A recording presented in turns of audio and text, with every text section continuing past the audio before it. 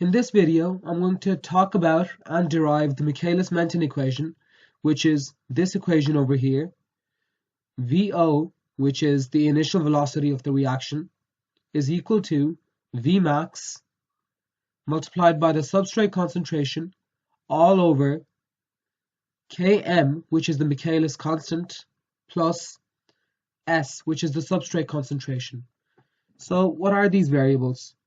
S, this is the substrate concentration, so this is the amount of substrate in moles per liter that you put into the reaction. VO, this is the initial velocity of the reaction, so the amount of product over time that is formed at the start of a reaction. So when you mix this specific amount of substrate with an enzyme, this is the velocity of reaction that you get. So let's say you have a small amount of substrate concentration and you'd be around here in the graph. You would get this specific initial velocity of the reaction. But if you added a lot more substrate concentration, so if you were around this area, you would get an initial velocity of the reaction would be a bit higher, which would be around here. And so what about all these other variables? Vmax is the maximum velocity. So that would be at this point over here. So Vmax is the initial velocity when no matter how much more substrate that you add to the reaction can't progress any faster. So once you get to this point over here, no matter how much more substrate you add, the reaction would stay at the same rate. So this is an asymptote. Km is the substrate concentration at which you get half of maximum velocity. So this would be half of maximum velocity. So that's max velocity. Half of that would be around here. And if you go across and go down to the substrate concentration which produces half of Vmax, you would get Km. Now to derive the equation, the Michaelis-Menten equation, the first thing that you would need to consider is the fact that E plus S, which is the enzyme plus the substrate, is in a reversible reaction with ES, which is the enzyme substrate complex, and ES can get converted to enzyme plus product. Now this reaction can go back to ES as well, so E plus P can go back to ES, but that doesn't happen a lot. This reaction is a lot more predominant, so we don't label the arrow going backwards, whereas in this case, both of these could happen pretty fast, so you leave both of these arrows in. We call this reaction reaction number 1, this reaction reaction number 2, and the splitting of ES to go back into E plus S, we label that -1. Now, one of the assumptions for this derivation is that we're in a steady state. And steady state means that the concentration of ES is going to remain constant throughout the reaction, which means the amount of ES being formed is the exact same as the amount of ES being broken down. So ES is constant.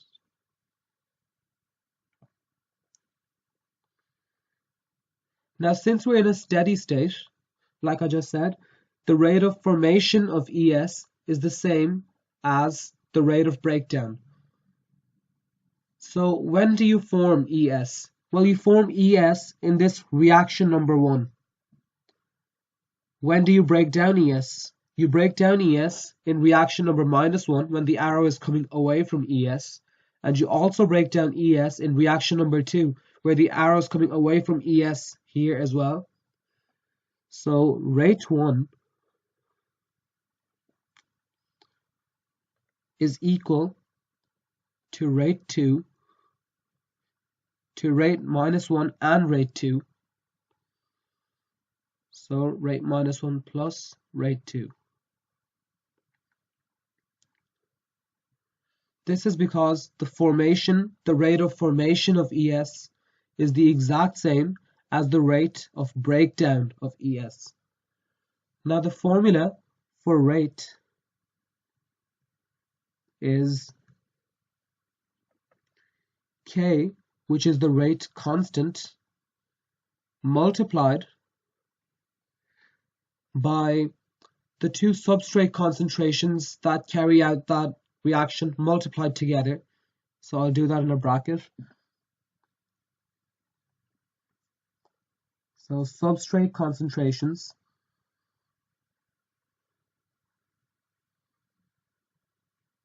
and I'll write CONC for that. Substrate concentrations multiplied.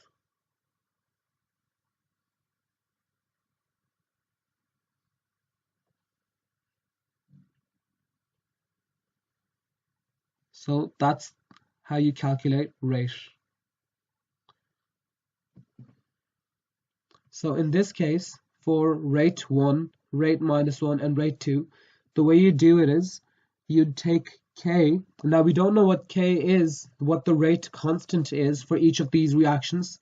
So we'll just call it A. We'll leave it as K. And since it's the rate for the reaction number 1, we'll call it K1.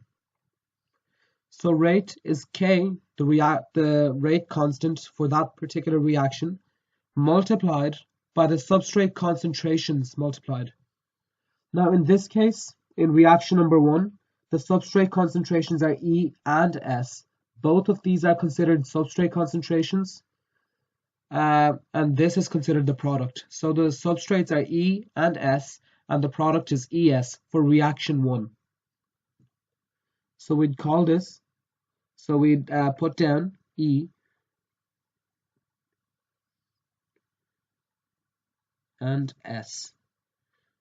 So K1, which is the rate for reaction 1, and the multiple of the substrate concentrations. So substrate concentration of E, substrate concentration of S multiplied.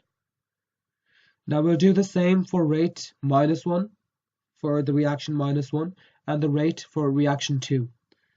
For the rate of reaction -1, you would have K -1, and the only substrate you have here going down is ES. So you would just have ES. And it's the same for rate 2. You'd have K2 ES. Now we can label this as equation number 1. So for equation number 2, you have E total, so the total enzyme, is equal to E, which is the free enzyme, so the enzyme that hasn't reacted with anything yet, plus ES. So all this equation is trying to say really is that your total enzyme can either be bound to S or not bound to S. You can either have enzyme substrate complex or just enzyme. And we can label this equation number 2.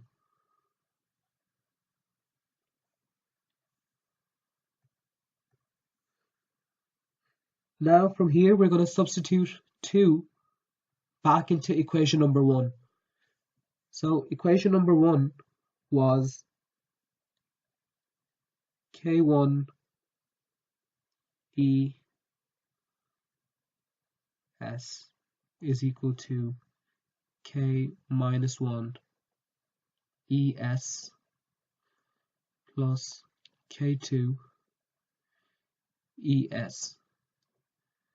So the variable that we're going to substitute here is E. We're going to substitute E over here. So we're going to get K1, and instead of E, we're going to put ET minus ES. So if I brought ES across to the other side, this would become ET minus ES is equal to E. So in a bracket over here, I'll write down ET minus ES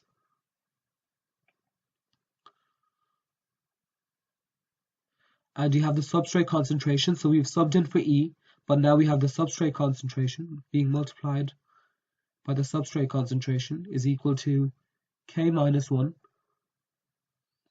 by ES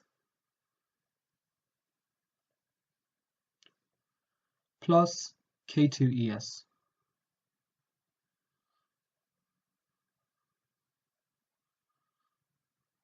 We can label this equation number 3.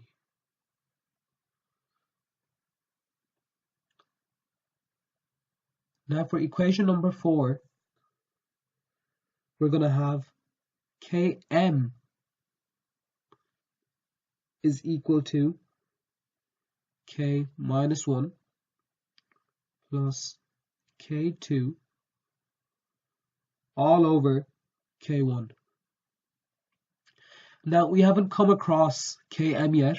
That's because we're making this a variable into the equation now.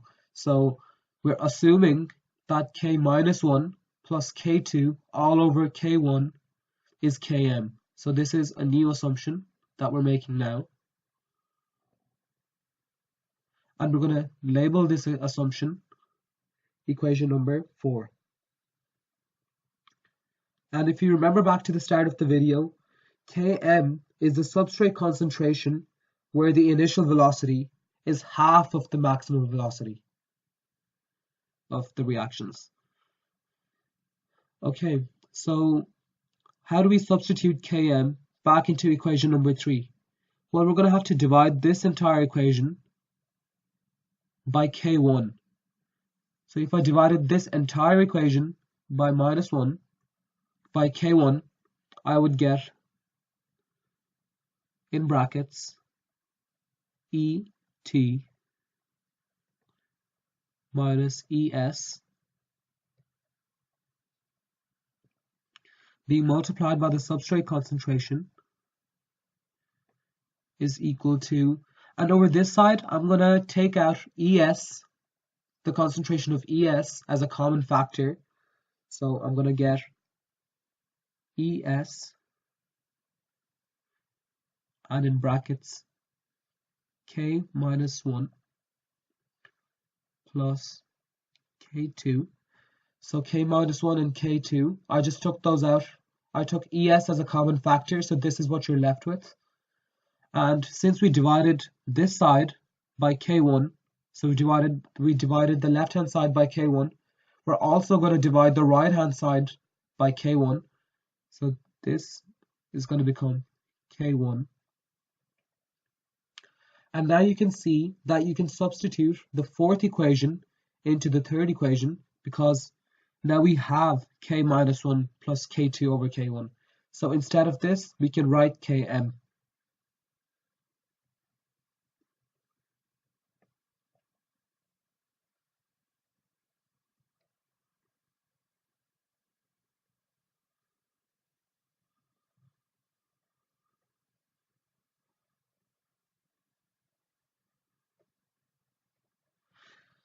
And from here, we can label this equation number 5.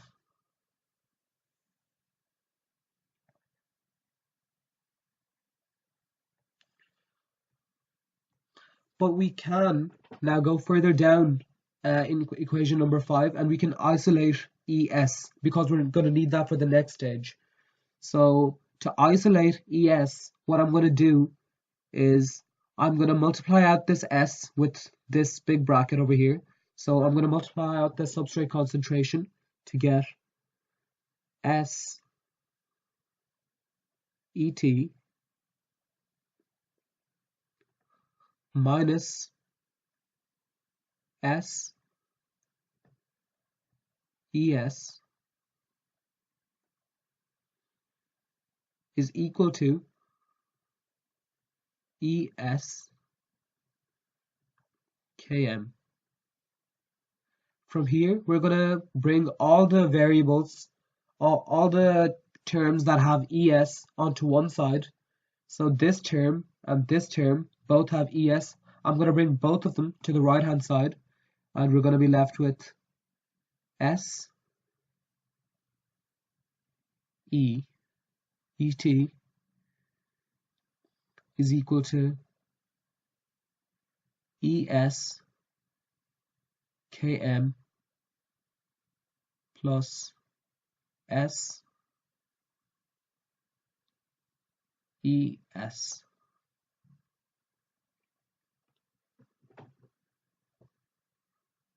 And I'm going to go on to the next page from here. So from here you get, if you take out ES as a common factor, you're going to get ET S, which is something you already had on the left hand side, is equal to ES. So we're taking out ES as a common factor again, and in brackets you're going to have Km plus the substrate concentration. And now we divide both sides by Km plus substrate concentration to get ET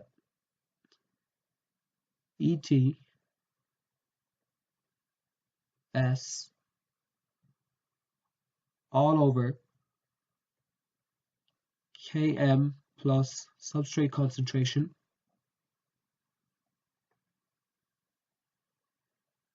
is equal to ES. This is still equation number 5. Remember, as I said, the last equation, but we're just manipulating equation number 5. So if you manipulate equation number 5 to get ES on its own on one side, this is what it ends up looking like. And we can label this equation number 6. So once you manipulate equation number 5, you get equation number 6. But now the thing is that reaction velocity, VO,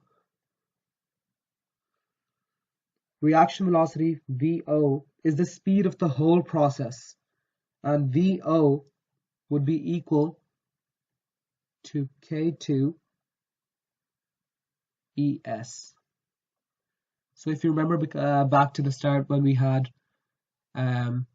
E plus S and the two arrows going into ES, which splits with one arrow going into E plus P. This arrow over here was 2.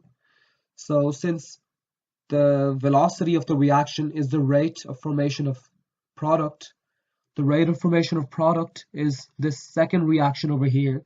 So VO is going to equal K2ES. And we can label this equation number 7 because we know that VO must equal K2ES because the reaction velocity is the rate of formation of product. Now we can substitute, we can manipulate equation number 6 to make something like this. We can make equation number 7. So we have ES over here, but we have K2ES over here. So to turn ES into K2ES, we multiply this by K2. And if we multiply the right hand side by K2, we also have to do the same to the left hand side. So I'm going to multiply this entire equation by K2. So K2 ES is equal to K2 ET S all over Km plus S. And K2ES, like we said over here, is equal to VO. So we know that VO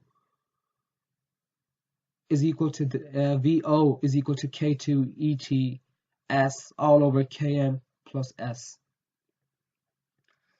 Now we'll have a little look at K2ES over here, K2ET over here. K2ET is the maximum velocity. So Vmax is equal to K2ET. Why? It's K2ET because ET means that you're using the entire enzyme. So if you're using the entire enzyme, so if ES is ET, that means you have no free enzyme left. If you remember back to equation number 2, we had, I'll do this in yellow, in equation number 2, we had ET is equal to E plus ES. Well, now, since you have K2ET, and the second reaction is the rate of formation of product, so this is the VO reaction, and instead of ES, you have ET, that means that there's no free enzyme, and ET is ES, because the entire enzyme is being used to form the product. So K2ET is going to be Vmax, and the equation that you end up with is VO, because you can write VO for this, is equal to Vmax substrate concentration all over Km plus substrate concentration. And that's the Michaelis-Menten equation. VO is equal to Vmax substrate concentration all over Km plus substrate concentration.